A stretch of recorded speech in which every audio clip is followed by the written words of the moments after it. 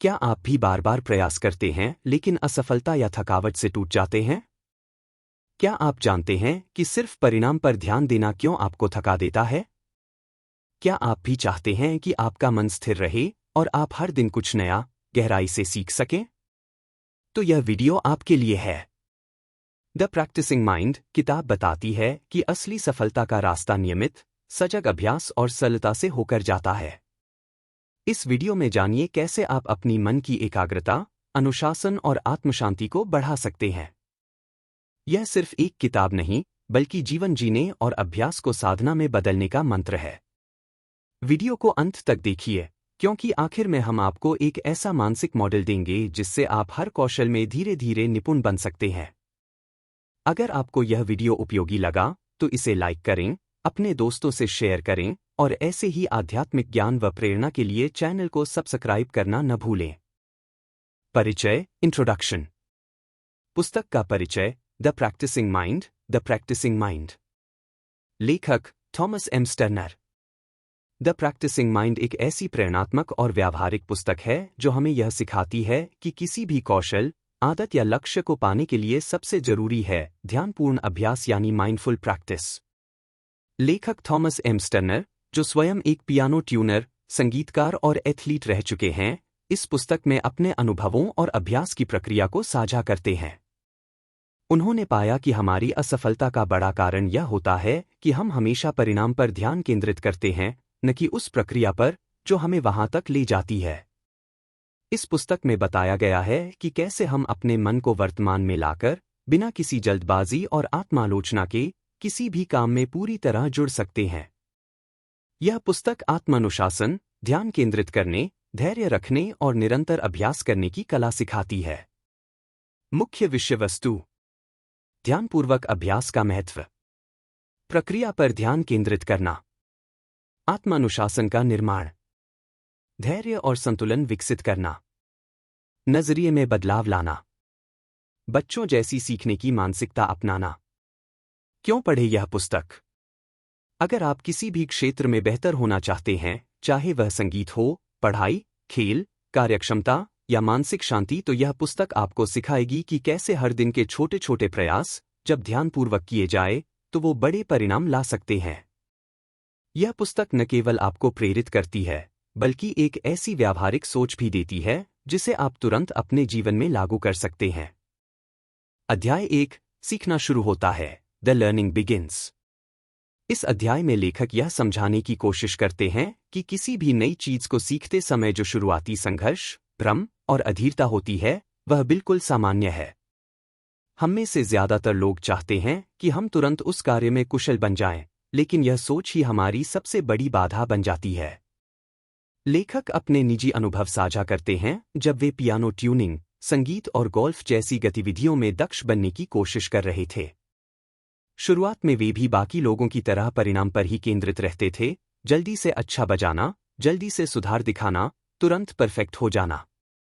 लेकिन यह दृष्टिकोण उनके भीतर तनाव, असंतोष और हताशा को जन्म देता था। धीरे धीरे उन्हें समझ आया कि इस सोच को बदलना जरूरी है।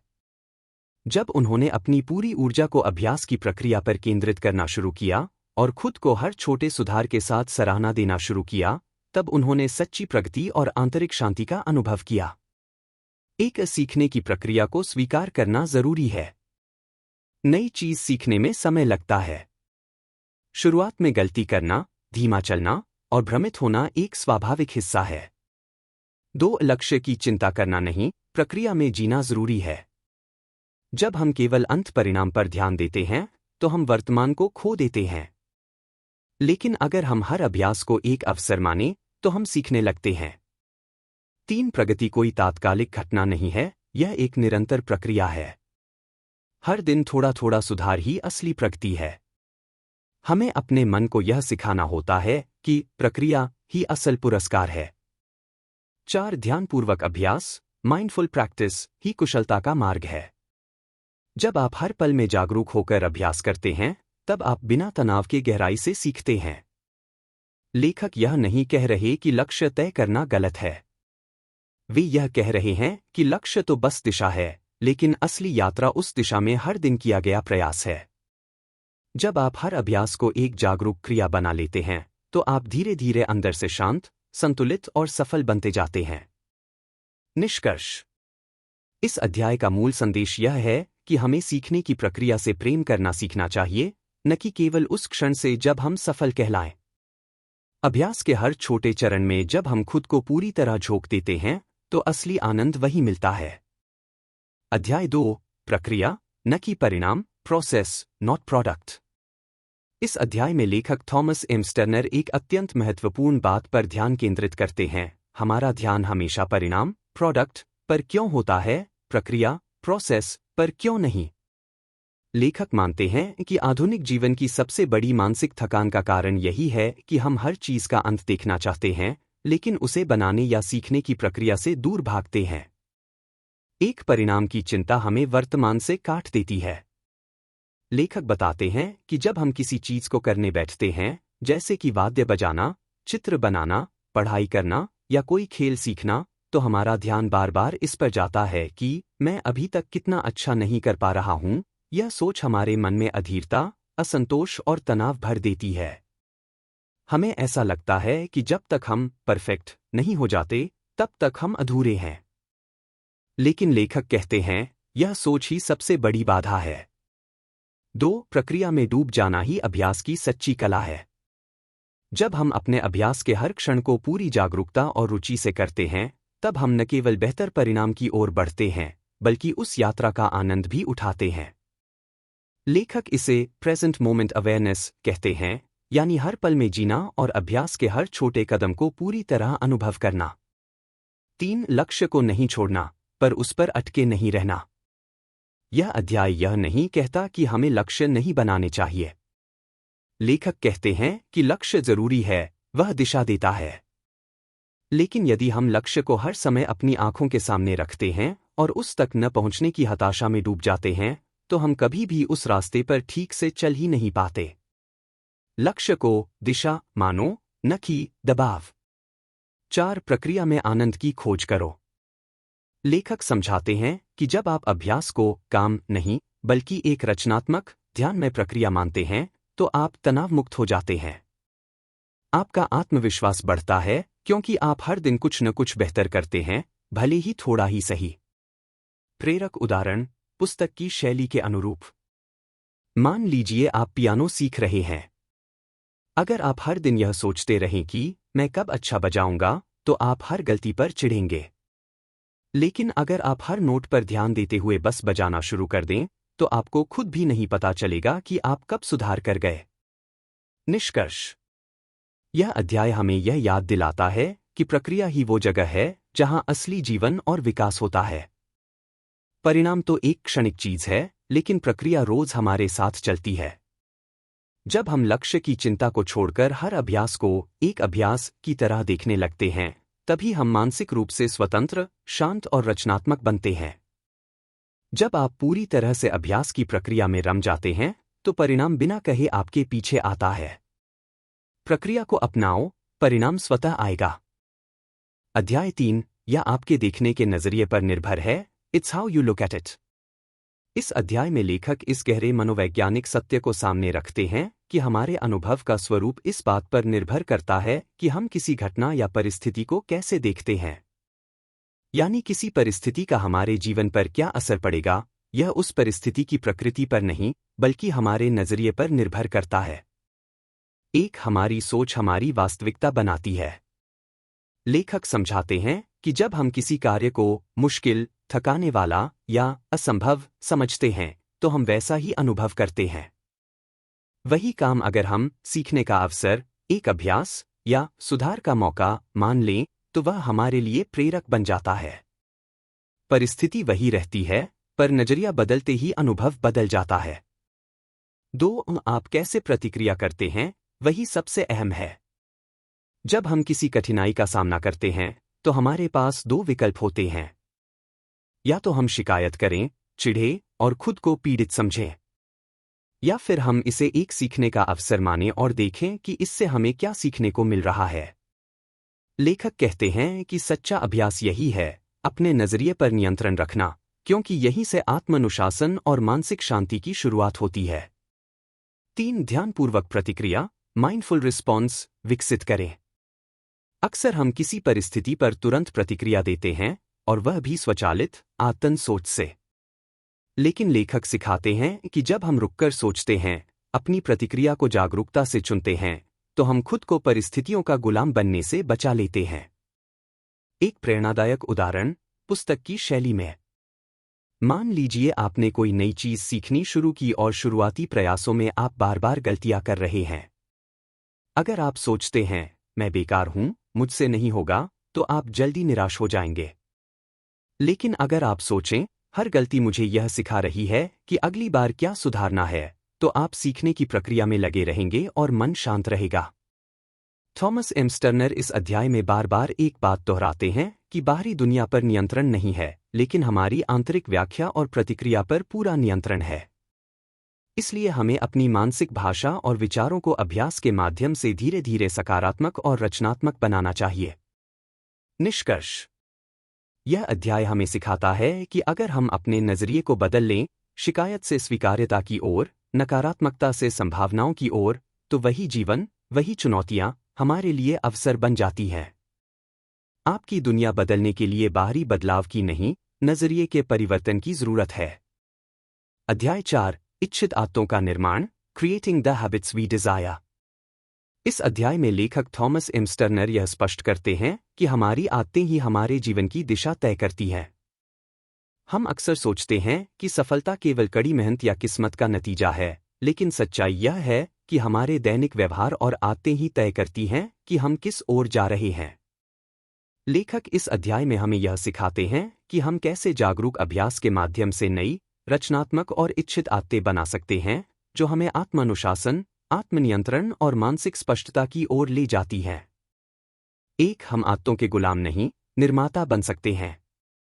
ज्यादातर लोग मानते हैं कि एक बार कोई आदत बन जाए तो उसे बदलना मुश्किल होता है।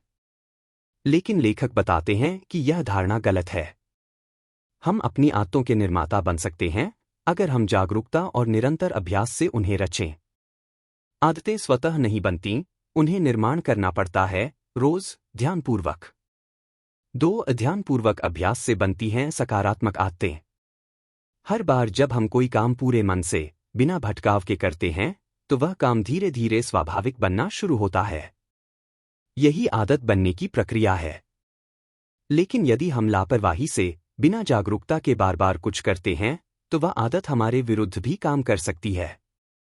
अच्छी आदतें प्रयास से बनती हैं, बुरी आदतें उपेक्षा से। आत्मानुशासन की जड़ है जागरूक आदतें बनाना। लेखक कहते हैं कि आत्मानुशासन का मतलब यह नहीं कि आप हर समय सख्त हों, बल्कि इसका अर्थ है आपकी आदतें आपके बड़े लक्ष्यों के अनुसार हों, और जब आप कुछ करते हैं तो आप जानते हैं कि क्यों कर रहे हैं। आत्मानुशासन का रास्ता आसान हो जाता है जब हमारी आदतें हमें उसी दिशा में स्वतः ले जाएं। 4 छोटे छोटे सुधार बड़े बदलाव लाते हैं। लेखक सुझाव देते हैं कि हमें एकदम से आदतें बदलने या बनाने की कोशिश नहीं करनी चाहिए, बल्कि रोज के छोटे प्रयास, छोटे बदलाव और नियमित अभ्यास यही स्थायी आदतों की नींव रखते हैं। प्रेरणादायक उदाहरण पुस्तक की शैली में। अगर आप हर सुबह ध्यान करना चाहते हैं, तो शुरुआत में यह कठिन लगेगा। लेकिन अगर आप केवल 5 मिनट प्रतिदिन पूरी जागरूकता के साथ अभ्यास करें और यह प्रक्रिया दोहराएं, तो कुछ ही हफ्तों में यह आपकी आदत बन जाएगी। फिर आपको जबरदस्ती नहीं करनी पड़ेगी, आपका मन और शरीर खुद उस दिशा में जाएगा।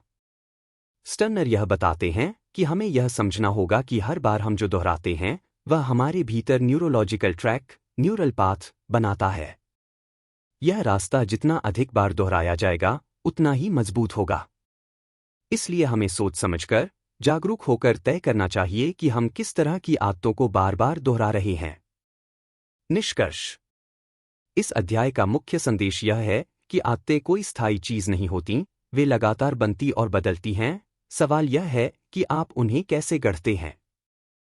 अगर आप उन्हें ध्यानपूर्वक अभ्यास और सोच समझकर बनाएं, तो वे आपके सबसे बड़े सहयोगी बन सकते हैं। आदतें हमारी सेवा तभी करती हैं जब हम उन्हें सजगता से, बार बार अभ्यास करके बनाते हैं। अनुशासन तभी आता है जब आपकी आदतें आपके लक्ष्यों से मेल खाती हैं। अध्याय 5 दृष्टिकोण में बदलाव से धैर्य आता है। Perception change creates patience. इस अध्याय में लेखक एक अत्यंत व्यावहारिक और मानसिक रूप से गहरा विषय उठाते हैं, धैर्य। हम सभी जीवन में कभी न कभी अधीर होते हैं, चाहे वह कुछ सीखने में हो, किसी लक्ष्य को पाने में या किसी समस्या का हल खोजने में। लेकिन लेखक कहते हैं कि धैर्य की कमी किसी बाहरी कारण से नहीं, बल्कि हमारे सोचने के ढंग से जुड़ी होती है। एक धैर्य एक मानसिक अभ्यास है, जन्मजात गुण नहीं। लेखक साफ करते हैं कि धैर्य कोई ऐसा गुण नहीं है जो कुछ लोगों में जन्म से होता है और कुछ में नहीं, बल्कि यह एक मानसिक दृष्टिकोण, माइंडसेट है, जिसे सचेत रूप से अभ्यास करके विकसित किया जा सकता है। यदि हम बार बार स्वयं को वर्तमान में लाने और छोटे छोटे सुधारों को स्वीकारने की आदत डालें, तो धैर्य स्वतः विकसित होता है। धैर्य कोई अंत की मंजिल नहीं, बल्कि अभ्यास का परिणाम है। दो अधीरता क्यों पैदा होती है?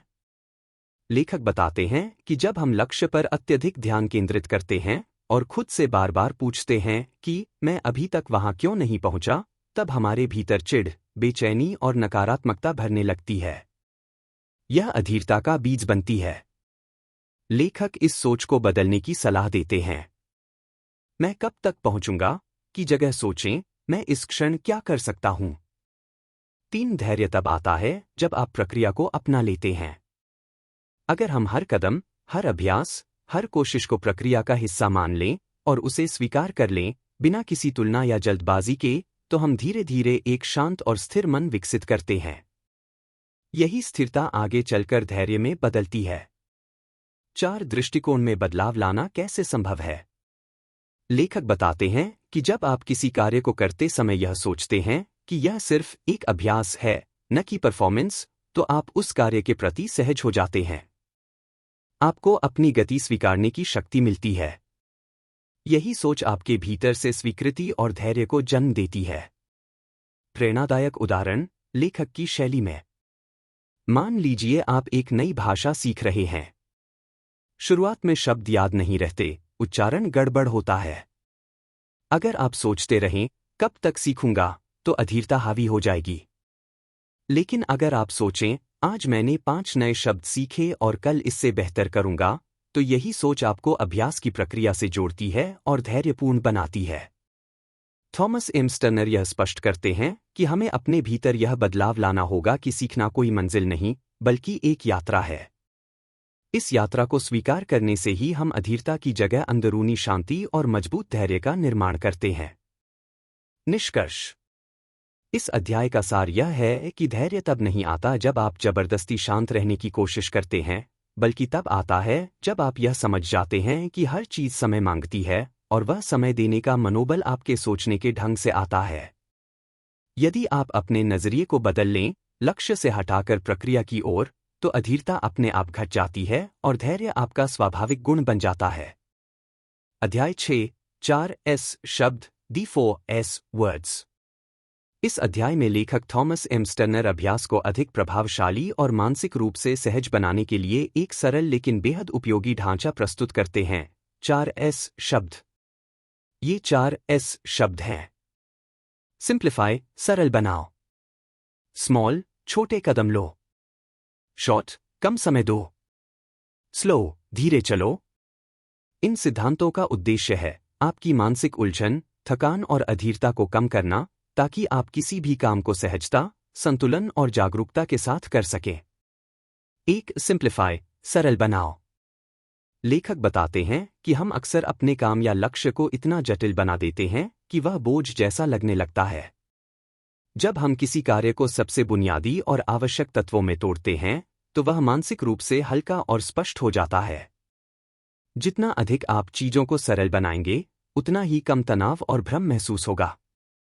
उदाहरण, अगर आप संगीत सीख रहे हैं, तो पहले पूरे गीत को सीखने के बजाय केवल एक पंक्ति या राग पर ध्यान केंद्रित करें।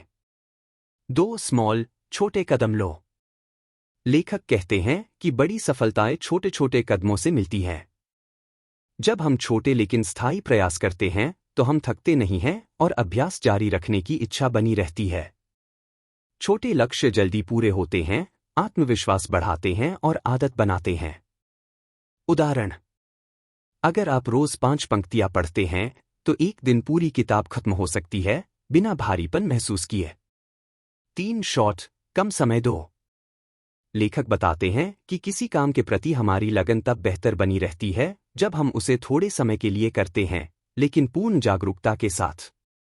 लंबे समय तक अभ्यास करना जरूरी नहीं, गहराई से करना ज्यादा जरूरी है। छोटे समय के केंद्रित अभ्यास से ज्यादा फायदा होता है, बजाय लंबे लेकिन भटकते अभ्यास के। उदाहरण: 15 मिनट का गहन ध्यान 1 घंटे की अनमने ध्यान साधना से बेहतर होता है। 4 स्लो, धीरे चलो। आज के समय में गति को ही सफलता माना जाता है, लेकिन लेखक कहते हैं कि धीमी गति हमें अधिक सचेत और गंभीर बनाती है। जब हम धीरे धीरे कोई काम करते हैं तो हम उसमें गहराई से उतर पाते हैं और गलतियों को पहचानकर सुधार सकते हैं। धीरे चलना कोई कमजोरी नहीं, यह ध्यान का अभ्यास है। उदाहरण: अगर आप धीरे धीरे लिखते हैं तो आपकी लेखनी स्पष्ट और सटीक होती है। थॉमस एम स्टर्नर मानते हैं कि हम जिस भी चीज में सुधार करना चाहते हैं वह तभी संभव है जब हम उसे बोझ नहीं बल्कि अभ्यास समझें। और जब हम अभ्यास को सरल, छोटे, सीमित और धीमी गति से करें तो वह हमारे लिए आसान हो जाता है और टिकाऊ भी। निष्कर्ष: यह अध्याय हमें बताता है कि सफलता के लिए जरूरी नहीं कि हम हर दिन बहुत कुछ करें, बल्कि यह जरूरी है कि हम हर दिन कुछ ऐसा करें जो सतत, सरल और ध्यानपूर्ण हो। 4S सिद्धांत इस प्रक्रिया को इतना सहज बना देते हैं कि हम खुद भी हैरान हो जाते हैं कि कम समय और सरल अभ्यास से कितनी गहरी प्रगति हो सकती है। सरल सोचो, छोटे कदम लो, कम समय लगाओ, धीरे चलो, यही अभ्यास को सतत, सुंदर और सफल बनाता है। अध्याय 7: संतुलन और डॉक सिद्धांत, इक्विनिमिटी एंड डॉक। इस अध्याय में लेखक 2 बहुत ही गहरे और व्यावहारिक विचार प्रस्तुत करते हैं। 1. मानसिक संतुलन, इक्विनिमिटी। 2. डॉक सिद्धांत, डू, ऑब्जर्व, करेक्ट, करो, देखो, सुधार करो। यह अध्याय उन सभी लोगों के लिए अत्यंत उपयोगी है जो खुद को बार बार निराश, परेशान या अधीर महसूस करते हैं और चाहते हैं कि उनके अभ्यास में स्थिरता और आत्मविश्वास बना रहे। एक मानसिक संतुलन, इक्विनिमिटी, क्या है? इक्विनिमिटी का अर्थ है भावनात्मक संतुलन, यानी ऐसा मानसिक अवस्था जिसमें हम न तो ज्यादा उत्तेजित होते हैं न ही निराश। हम स्थितियों को जैसा है वैसा स्वीकार कर पाते हैं, बिना अत्यधिक प्रतिक्रिया के। लेखक कहते हैं कि अभ्यास या जीवन में सबसे बड़ी बाधा है हमारी भावनात्मक अस्थिरता। कभी हम बहुत उत्साहित हो जाते हैं, कभी बहुत हतोत्साहित। इस उतार चढ़ाव से बाहर आने का एकमात्र तरीका है एक शांत और स्थिर मन विकसित करना। जब मन स्थिर होता है तभी हम स्पष्ट रूप से देख पाते हैं कि क्या हो रहा है और क्या करना चाहिए। 2. डॉक सिद्धांत, डू, ऑब्जर्व, करेक्ट। लेखक एक अत्यंत सरल लेकिन शक्तिशाली अभ्यास मॉडल प्रस्तुत करते हैं जिसे वे डॉक कहते हैं। डू, करो।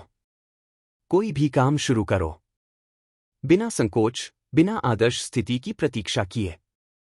प्रयास के बिना सुधार संभव नहीं। ऑब्जर्व, देखो। अब उस कार्य को ध्यान से देखो, क्या सही किया, क्या गलत हुआ, क्या बेहतर हो सकता है। लेकिन बिना आत्मालोचना के, केवल निरपेक्ष अवलोकन। करेक्ट, सुधार करो। अब जो देखा उसके आधार पर अगली बार सुधार करो। यह सुधार कोई आलोचना नहीं है, बल्कि एक जागरूक निर्णय है अगली बार बेहतर करने का। यह प्रक्रिया क्यों प्रभावी है? यह अभ्यास को जागरूक बनाती है, ऑटोपायलट पर नहीं। यह आपको गलतियों से डरने की बजाय सीखने में मदद देती है। यह परिणाम की बजाय प्रक्रिया पर ध्यान केंद्रित करने में सहायक है। यह आपको मानसिक रूप से संतुलन और आत्मनियंत्रण सिखाती है। थॉमस एम स्टर्नर कहते हैं कि जब हम इस डॉक सिद्धांत को अपनाते हैं तो हम अपने अभ्यास को एक शांत प्रक्रिया की तरह देखने लगते हैं, न कि किसी परीक्षा की तरह। हम खुद को परखने के बजाय देखते हैं, सीखते हैं और आगे बढ़ते हैं। गलतियां अब आलोचना का कारण नहीं, बल्कि मार्गदर्शन बन जाती हैं। प्रेरणादायक उदाहरण, पुस्तक की शैली में। मान लीजिए आप चित्र बनाना सीख रहे हैं। आपने चित्र बनाना शुरू किया, डू। अब आपने देखा कि आपकी रेखाएं संतुलित नहीं थीं, छायांकन अधूरा था, ऑब्जर्व। अगली बार आप रेखाओं की दिशा और दबाव पर ध्यान देते हुए चित्र बनाते हैं, करेक्ट। इस तरह न कोई आत्मनिराशा, न कोई अहंकार, सिर्फ एक जागरूक सुधार प्रक्रिया। निष्कर्ष। इस अध्याय का मूल संदेश है कि यदि हम अपने मन को संतुलित रखें और अभ्यास को त्रुटि रहित प्रदर्शन नहीं, बल्कि सीखने की प्रक्रिया माने, तो हम न केवल बेहतर बनते हैं, बल्कि भीतर से शांत भी हो जाते हैं। पहले कार्य करो, फिर ध्यान से देखो और सुधार करते जाओ, बिना भावनात्मक उतार चढ़ाव के। यही अभ्यास को कला और जीवन को साधना बनाता है। अध्याय 8, बच्चों से सिखाना और सीखना, teach and learn from children. इस अध्याय में लेखक थॉमस एम स्टर्नर एक बेहद सुंदर और गहरे विचार को प्रस्तुत करते हैं। सीखने के सबसे शुद्ध और प्रभावशाली तरीके की प्रेरणा हमें बच्चों से लेनी चाहिए। बच्चे जब कुछ नया सीखते हैं तो उनके पास न कोई डर होता है, न ही आत्मालोचना। उनके भीतर होती है सिर्फ जिज्ञासा, धैर्य, उत्साह और लचीलापन। बच्चों की सीखने की प्रवृत्ति स्वाभाविक होती है। बच्चे बिना किसी दबाव के सीखते हैं। उन्हें यह चिंता नहीं होती कि वे परफेक्ट हैं या नहीं। वे बार बार गिरते हैं, गलती करते हैं, लेकिन फिर भी खुशी और जोश के साथ दोबारा प्रयास करते हैं। बच्चों के लिए सीखना एक खेल होता है, न कि परीक्षा। लेखक यह बताते हैं कि जैसे ही हम बड़े होते हैं, हम सीखने की प्रक्रिया से जुड़ी नकारात्मक भावनाएं पाल लेते हैं, जैसे असफलता का डर, आलोचना से बचना, जल्दी सफल होने की जल्दबाजी आदि। हमारी सोच में बाधा है, परिणाम केंद्रितता। बच्चे प्रक्रिया पर केंद्रित रहते हैं, वे इस बात में लीन रहते हैं कि अब क्या करना है, कैसे करना है, क्यों मजा आ रहा है। लेकिन वयस्क सीखने को एक ऐसा संघर्ष मानते हैं जिसमें जल्दी सफल होना जरूरी है। इस सोच के कारण हम जल्द निराश हो जाते हैं और प्रयास छोड़ देते हैं। लेखक सुझाव देते हैं कि यदि हम बच्चों जैसी मानसिकता अपनाएं, तो हम हर प्रक्रिया को एक रचनात्मक अनुभव की तरह देखने लगेंगे। बच्चों से सिखाना भी सीखें। जब आप बच्चों को कुछ सिखाते हैं, जैसे कोई कला, खेल या जीवन कौशल, तो आपको धैर्य रखना होता है और हर बार चीजों को सरल और रुचिकर बनाकर समझाना होता है। लेखक कहते हैं कि यही सिद्धांत जब आप अपने आप को सिखाने में अपनाते हैं, यानी जब आप अपने आप पर भी उतना ही धैर्य, प्रेम और सहजता रखें, तो आप जल्दी सीखते हैं। अपने भीतर के सीखने वाले बच्चे को सक्रिय करो। 4 जिज्ञासा, प्रयोग और मौन अवलोकन। बच्चे कभी भी यह नहीं सोचते कि मुझसे नहीं होगा, बल्कि वे सोचते हैं ये कैसे होता है। उनकी यह जिज्ञासा भरी मानसिकता उन्हें लगातार प्रयोग और अभ्यास में बनाए रखती है। लेखक कहते हैं कि यही जिज्ञासा हमें भी चाहिए, असफलता से डरे बिना प्रयोग करते रहना। प्रेरणादायक उदाहरण। मान लीजिए एक बच्चा साइकिल चलाना सीख रहा है।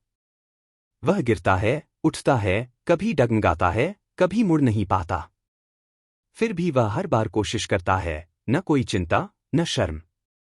और कुछ ही दिनों में वह पूरे आत्मविश्वास के साथ साइकिल चला रहा होता है।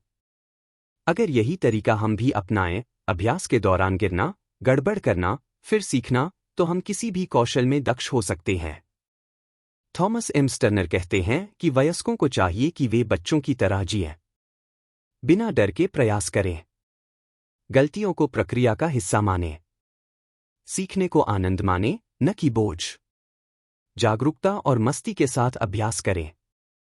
निष्कर्ष। इस अध्याय का सार है कि यदि हम बच्चों जैसी मानसिकता, जिज्ञासु, लचीली और भावनात्मक रूप से मुक्त अपनाते हैं, तो हमारा अभ्यास और सीखने की यात्रा कहीं ज्यादा सुंदर, सरल और प्रभावी बन जाती है। बच्चों की तरह सीखो, बिना डर, बिना जल्दीबाजी और पूरी रुचि के साथ। यही मानसिकता अभ्यास को जीवंत और फलदायक बनाती है। अध्याय 9, तुम्हारे कौशल बढ़ रहे हैं, योर स्किल्स आर ग्रोइंग। यह अध्याय किताब का सार और समापन है, जिसमें लेखक हमें आत्मविश्वास, धैर्य और स्थिरता के साथ अभ्यास करते रहने की प्रेरणा देते हैं। लेखक कहते हैं कि चाहे आपको अपनी प्रगति दिखाई दे या नहीं, यदि आप नियमित और जागरूक अभ्यास कर रहे हैं, तो आपका कौशल निश्चित रूप से बढ़ रहा है। प्रगति हमेशा बाहरी रूप में स्पष्ट नहीं होती। लेखक समझाते हैं कि सीखने और अभ्यास की प्रक्रिया में अक्सर हमें ऐसा लगता है कि हम रुके हुए हैं या उतना सुधार नहीं हो रहा जितनी उम्मीद थी। लेकिन यह केवल हमारी मूल्यांकन की सीमित दृष्टि है। असल में हर बार का अभ्यास मस्तिष्क और शरीर को नई सूचनाएं देता है, जो अंदर ही अंदर कौशल को गहरा कर रहा होता है। जिसे तुम रुकावट मानते हो, वो अंदर चल रहा निर्माण है। 2 छोटे छोटे सुधार ही बड़ी सफलता का आधार हैं।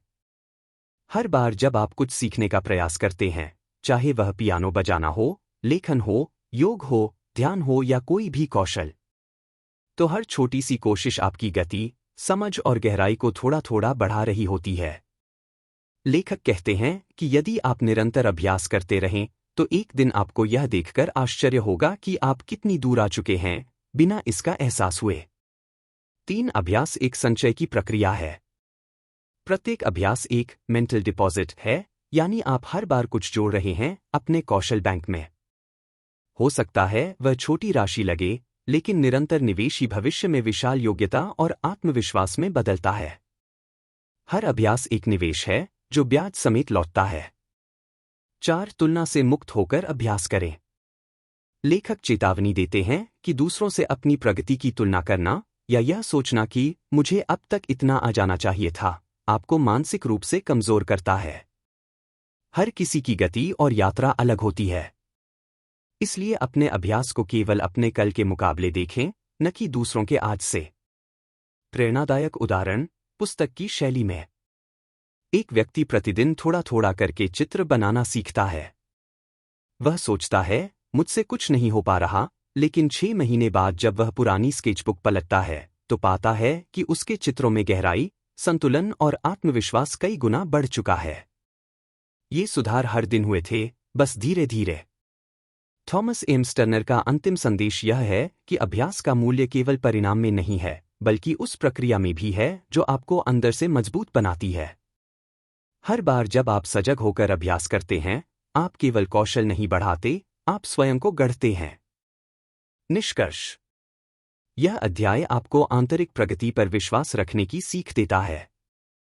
भले ही आपको बदलाव नजर न आए, लेकिन हर जागरूक प्रयास, हर अभ्यास आपकी नींव मजबूत कर रहा है। अगर तुम अभ्यास कर रहे हो, तो तुम बढ़ रहे हो, चाहे तुम्हें दिखे या नहीं। बस डटे रहो, सजग रहो और प्रक्रिया में विश्वास रखो। अंतिम निष्कर्ष, फाइनल कंक्लूजन। अभ्यास ही सफलता का मार्ग है। इस पुस्तक के माध्यम से थॉमस एम्स टर्नर हमें यह सिखाते हैं कि जीवन में कोई भी कौशल, उद्देश्य या आत्मविकास का मार्ग केवल तभी स्थायी रूप से सफल हो सकता है, जब हम अभ्यास को गहराई से समझें और अपनाएं। हमारे भीतर जो अधीरता, व्याकुलता, असंतुलन और आत्मसंदेह है, वह इसलिए नहीं है क्योंकि हम अयोग्य हैं, बल्कि इसलिए क्योंकि हम केवल परिणाम पर केंद्रित रहते हैं और प्रक्रिया को नजरअंदाज कर देते हैं। पुस्तक के मुख्य सिद्धांत जो जीवन बदल सकते हैं। एक अभ्यास को ही लक्ष्य मानो। जब हम प्रक्रिया को अपनाते हैं और हर बार केवल अभ्यास पर ध्यान केंद्रित करते हैं, तो परिणाम स्वाभाविक रूप से उत्कृष्ट बनता है। 2 जागरूक अभ्यास करो। मशीन की तरह नहीं, बल्कि ध्यानपूर्वक, हर क्रिया को पूरे मन से करना ही हमें आत्मनुशासित और केंद्रित बनाता है। 3 गलतियों से मत डरो, उन्हें गले लगाओ। गलती करना विफलता नहीं, बल्कि सीखने का एक साधन है। अभ्यास का सही तरीका है डू, ऑब्जर्व, करेक्ट, टॉक। 4 बच्चों की मानसिकता अपनाओ। उत्सुकता, धैर्य और प्रयोग की भावना से सीखो। डर और तुलना को छोड़ो। 5 सरलता में शक्ति है। 4 एस शब्द, सिंप्लीफाई, स्मॉल, शॉर्ट, स्लो को अपनाकर अभ्यास को आसान और सतत बनाओ। 6 तुम हर दिन बेहतर बन रहे हो। भले ही प्रगति तुरंत न दिखे, लेकिन हर छोटा प्रयास तुम्हें अंदर से मजबूत बना रहा है। Consistency is the real magic. जीवन में शांति, प्रगति और आत्मविश्वास तभी आता है जब हम बाहरी लक्ष्य की बजाय आंतरिक यात्रा को महत्व देना शुरू करते हैं। अभ्यास ही साधना है और साधना से ही सिद्धि मिलती है। अगर आपको ये विचार उपयोगी लगे, तो एक बार खुद से जरूर पूछिए, क्या मैं अभ्यास को बोझ मानता हूं या अवसर? अगर यह वीडियो आपको प्रेरणादायक लगा हो, तो कमेंट में लिखिए, अब मैं अभ्यास को जीवन बनाऊंगा।